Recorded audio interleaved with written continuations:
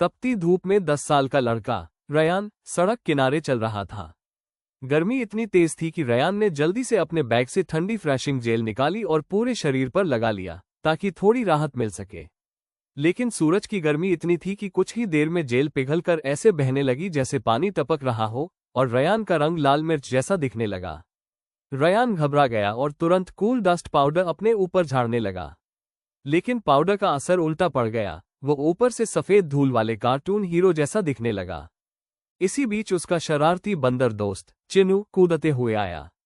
चिनू ने रयान को देखा और सोचा कि उसे और ठंडक चाहिए। चिनू ने पास से मेगा कूल मंकी लोशन उठाई और बिना देखे पूरी बोतल रयान पर उंडेल दी। एक ही पल में रयान का शरीर बर्फ जैसा चमकदार और सुपर कूल हो गया। वो हैरान रह गया और चिनू भी। लेकिन थोड़ी देर बाद चिनू रो लगा, क्योंकि उसे लगा कि शायद लोगों ने लाइक नहीं किया।